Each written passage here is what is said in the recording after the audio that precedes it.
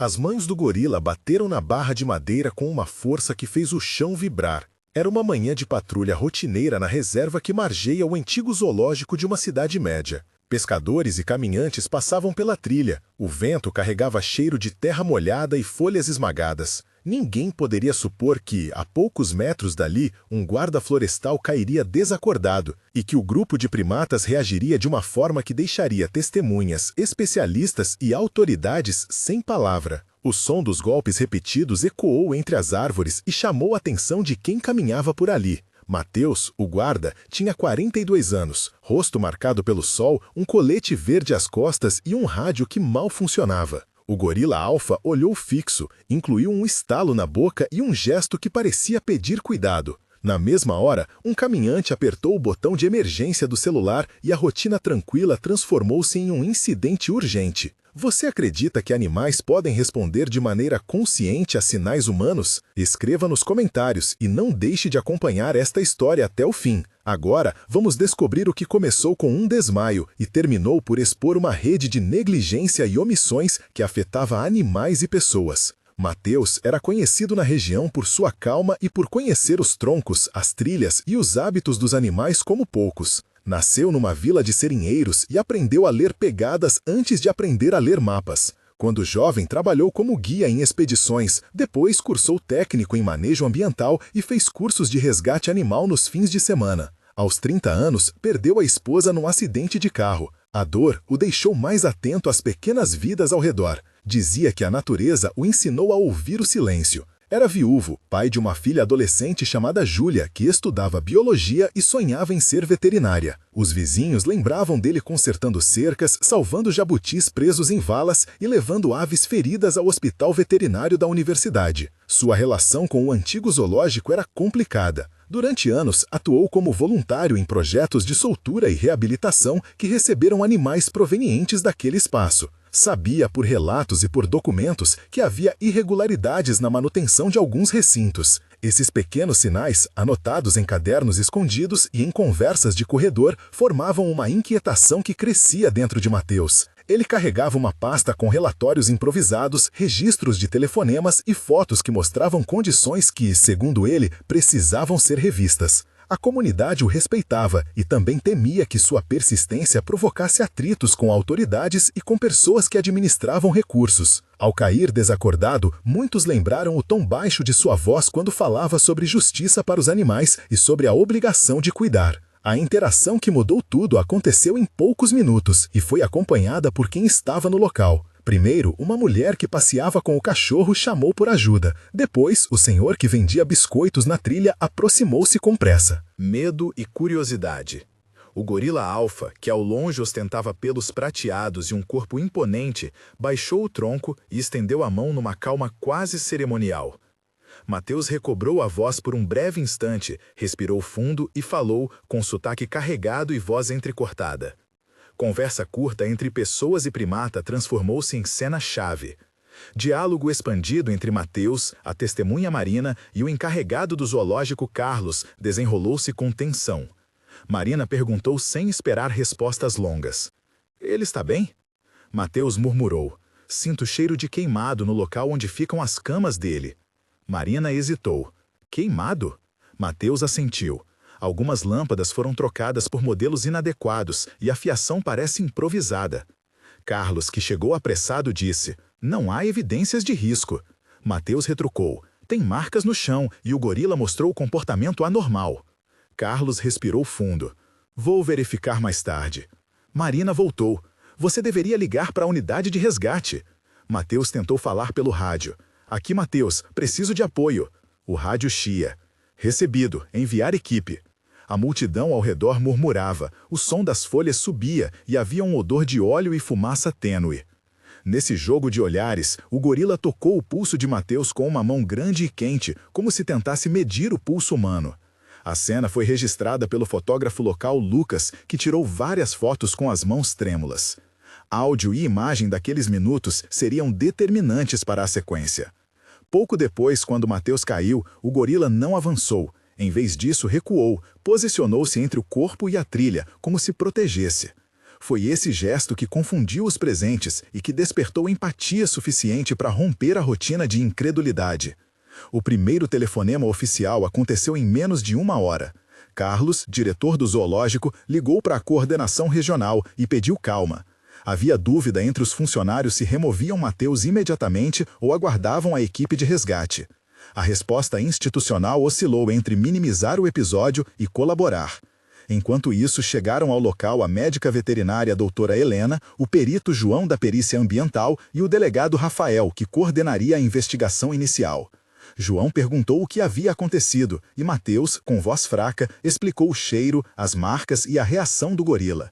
Doutora Helena examinou Mateus, mediu o pulso, olfateou os sinais e ouviu atentamente testemunhas.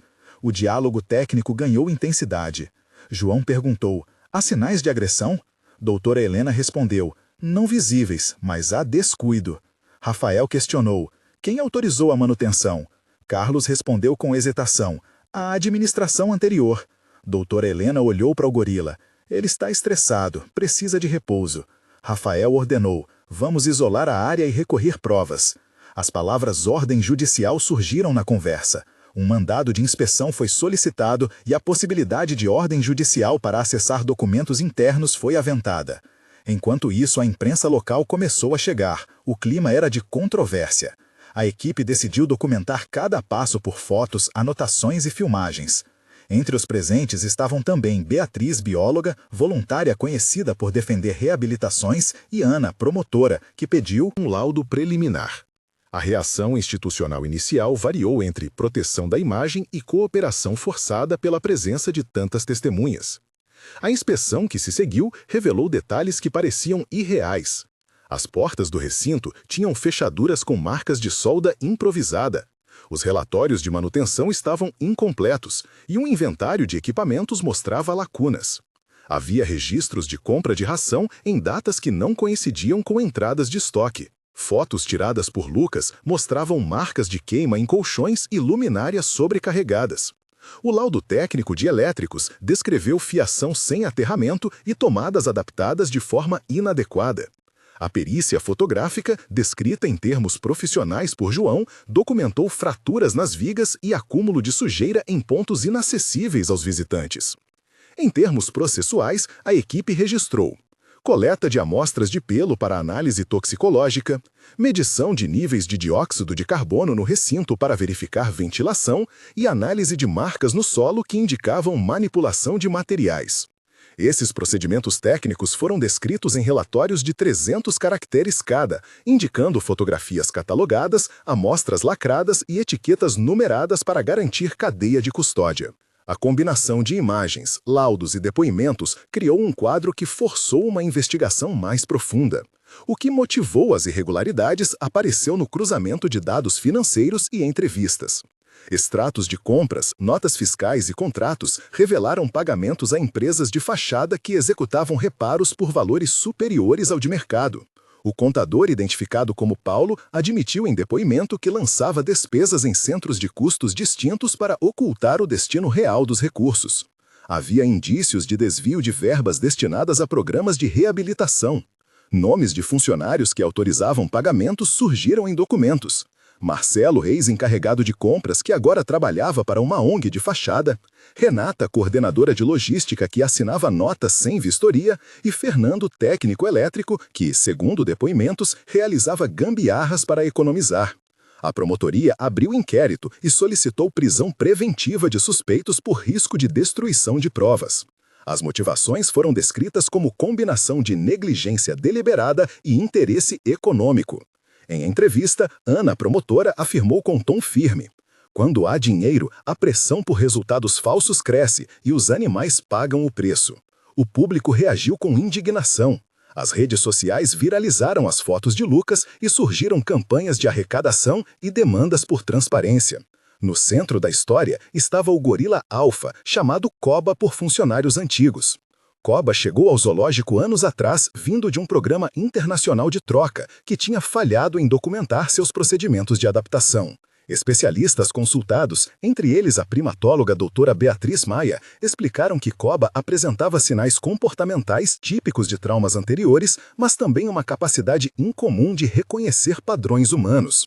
Em entrevistas, Beatriz descreveu suas observações e recuperou arquivos antigos de transferência de Koba que mostravam veterinários diferentes, protocolos rasurados e ausência de laudo de origem. Vídeos de arquivo em que Koba interagia com cuidadores mostravam respostas a gestos e padrões rítmicos. Aquilo não era linguagem humana, mas uma forma de comunicação social complexa, compreendida por quem Estudava a espécie. Os arquivos ajudaram a formar a hipótese de que Koba, acostumado a rituais e sinais de contato, reagira ao desmaio de Mateus com algo parecido a reconhecimento e proteção. Especialistas ofereceram opinião técnica e laudo comportamental que atestou alterações crônicas de bem-estar. Os momentos de tensão foram vários, e em cada um, o tempo pareceu alongar. Primeiro, quando a promotoria pediu acesso a arquivos digitais e os sistemas do zoológico apresentaram bloqueios e senhas esquecidas. O delegado Rafael ficou frente a frente com Marcelo e ouviu respostas evasivas. O silêncio do acusado, os olhos no chão, transformaram o ambiente em sala cheia de expectativas. O segundo momento se deu durante a remoção provisória de Koba para observação. O transporte exigiu cuidado, controle veterinário e aprovação judicial. Koba bateu no fundo do transportador, grunhiu e olhou para Mateus como se perguntasse por que ele estava desacordado. A equipe respirou em uníssono enquanto a doutora Helena administrava sedativos com mãos trêmulas. O terceiro momento ocorreu quando documentos antigos apareceram em uma caixa esquecida no arquivo do zoológico e continham notas que ligavam pagamentos a um contrato de apoio que nunca fora executado. A descoberta fez com que a promotoria emitisse ordens de busca imediatas. O quarto momento foi a primeira audiência pública, quando familiares, voluntários e moradores lotaram a Câmara. Palavras fortes foram trocadas, lágrimas se espalharam e a pressão por responsabilização cresceu. Cada um desses momentos recebeu atenção detalhada e alterou o curso da investigação. A investigação financeira avançou com o apoio do setor de inteligência da Polícia Ambiental. Extratos bancários foram cruzados com notas fiscais e contratos. Um relatório técnico de 320 caracteres descreveu a metodologia. Rastreamento de transferências eletrônicas, verificação de correspondência entre CNPJ e endereço físico, análise de pagamentos a contas de pessoas físicas e conferência de ordens de serviço. A quebra de sigilo fiscal autorizada pela Justiça revelou que parte dos recursos destinados à reabilitação eram desviados para contas pessoais e para pagamentos de fornecedores que não existiam. A promotoria solicitou bloqueio de bens e apresentou indícios suficientes para pedido de prisão temporária. Nomes de cúmplices surgiram em depoimentos. Lúcia, ex-tesoureira, que assinou cheques, Tiago, ex-gerente, que facilitou autorizações, e Dora, assessora, que supostamente interferia em contratos. Os documentos traziam carimbos, assinaturas e registros que, quando confrontados com as versões oficiais, mostravam contradições e falsificações. A comunidade reagiu com campanhas e doações direcionadas à reabilitação dos animais afetados. Enquanto a investigação corria, a operação de reabilitação foi montada com rapidez. Um plano de emergência registrou medidas de curto prazo, avaliação clínica de cada animal, limpeza e substituição de colchões e sistemas de iluminação, revisão da fiação elétrica e instalação de equipamentos de ventilação. Voluntários como Marina, a dona do Café da Trilha, que passou a coordenar doações, e Júlia, filha de Mateus, que organizou uma vaquinha online, apareceram para ajudar. Equipes técnicas, incluindo doutora Helena, Beatriz e o Santuário Regional, se envolveram no acolhimento dos primatas. O processo exigiu logística, transporte seguro, quarentena e laudos veterinários. Em paralelo, campanhas de comunicação mobilizaram doações de materiais e dinheiro. A decisão sobre o destino dos animais foi tomada com base em laudos. Alguns permaneceriam em regime de reabilitação no novo centro, outros seriam transferidos para santuários internacionais. A comunidade local participou com vigilância e apoio. A narrativa de que o zoológico era apenas um local de entretenimento deu lugar à constatação de que ali havia responsabilidades sociais e legais. Em 3 meses, a história mostrou transformações concretas. Um mês depois do incidente, Mateus recebeu alta do hospital e participou de audiência no Ministério Público para dar seu depoimento. Recuperou parte da sua pasta com relatórios e viu que seu gesto havia desencadeado mudanças. 30 dias foram marcados por mobilização, arrecadação de fundos e fechamento temporário de algumas áreas do zoológico para reformas. Aos 3 meses, a promotoria ofereceu denúncia formal contra 5 funcionários e a justiça acolheu medidas cautelares.